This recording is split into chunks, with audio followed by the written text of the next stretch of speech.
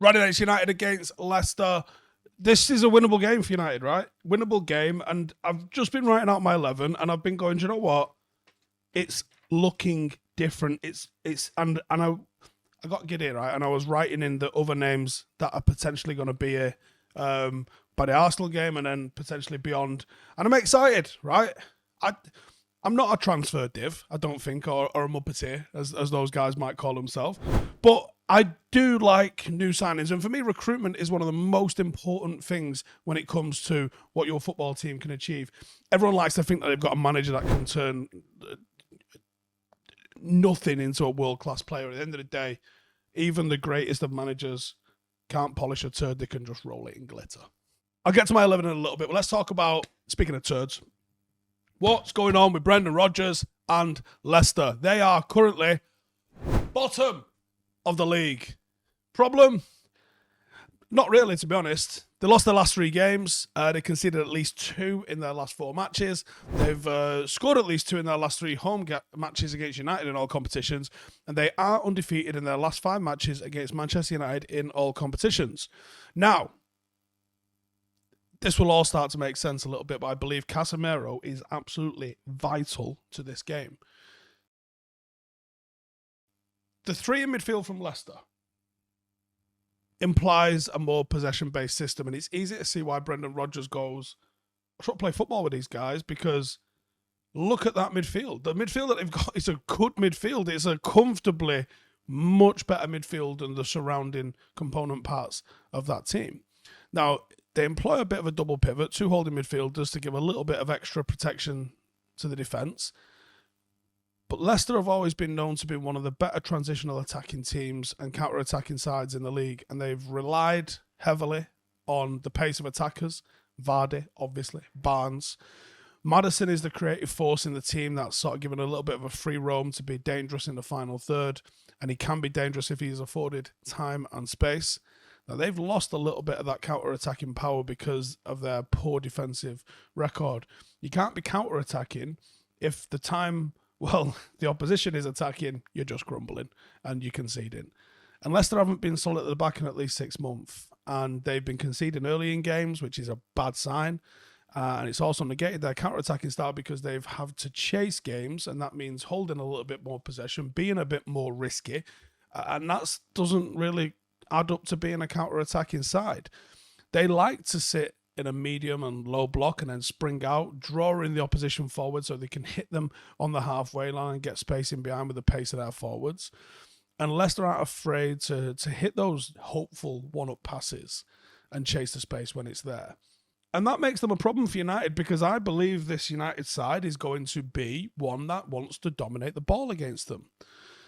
In terms of a predicted 11 for Leicester, I think James Maddison missed out again against Chelsea, meaning that I still think he's going to be a doubt to face United at the weekend, or midweek, sorry. And I think the team's going to line up as follows. Castan, Amati, Evans, Justin, Tielemans, Ndidi, Dewsbury Hall, Barnes, Vardy, and Perez is how I think they're going to line up. Star man for them, I really, really, really wanted to say Tielemans because I like him. But realistically, I do think it's probably Jamie Vardy. He's still somehow got electrifying, devastating pace. Super sharp, very proactive. You make a mistake, he's on you. You don't even need half a chance or even half a sniff. He's just a constant danger. He requires a lot of concentration in the back line at all times. And I think possibly without Maddison, he is their most dangerous player. And he's got a history of causing those problems, hasn't he?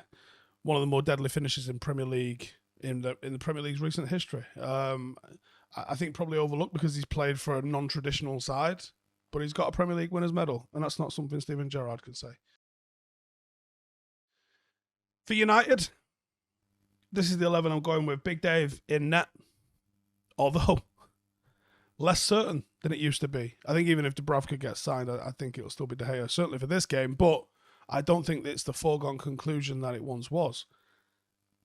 Delo, and how I would love to say Dest in the future at that one. Varane, Martinez, Malacia. I think those three are certainly shoo-ins to play, and rightly so. Casemiro in the 6. I like that. Eriksen in the 8. Bruno in the 10. And I think it'll be Sancho, Rashford, Elanga. Sancho on the right, Elanga on the left, Rashford down the centre. That's how I think it is going to line up. And the match winner for Manchester United in this particular game, Casemiro. United's first defensive midfielder in years. Proper defensive midfielder. And it's going to be interesting to see how the team operates with him starting, with having a few days to train with everyone. Leicester's midfield is their strongest area by a country mile. His presence in that battlefield might decide the game. His presence blocking those balls through on a high line. He's very front foot defending. So in a counter-attacking situation, as the defensive line is beginning to drop, he might kill it at source there and then. That's what I'm hoping to see. He is a huge upgrade on Scott McTominay. Leicester are leaky defensively, but they still do provide a threat going forward that you're going to have to watch out for. And I think Casemiro stopping those counter-attacks before they even really get started, putting United back onto the front foot by feeding those creative players in Eriksen and in Bruno, getting the ball into the final third to the likes of Elanga, Rashford and Sancho is going to be a massive, massive plus for Manchester United. How do we beat them? Defensive protection. Barnes is going to be energetic and lightning quick. Again, like Vardy, going to be dangerous on the counter. Vardy's going to play on the shoulder. Different sort of threat than the one that Martinez has faced so far in the air, but still going to be one in the air. You've got to be wary of the channel balls. You've got to be able to sweep up with those. You've got to be cautious of being dragged out too far into the channel 1v1 against either against either Barnes or Vardy. And I think you need to be less easy to break on the transition. We want to be attacking and expansive, but you've got to make sure you're covering your bases because they can score. They've shown us that. The midfield battle, usually Leicester are the favourites going into this. Tielemans and Ndidi, and even Dewsbury Hall, if you've not got Maddison in there, is still good. You've got to stop Tielemans dictating. Someone's got to get about him and slow him down, shut him down. Usually Leicester play according to how he gets to play. And Ndidi is a force and a tenacious defensive asset. Him versus Casemiro, if they really get up against each other, will be fascinating viewing. And attack could be the best form of defence. Be good with the ball.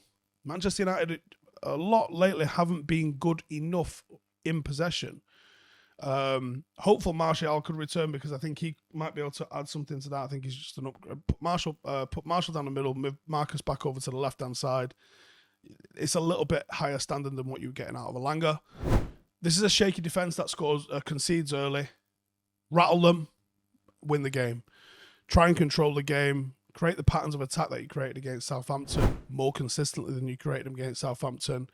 And I think because of the counter-attacking nature, you're going to need 2 goals to win this.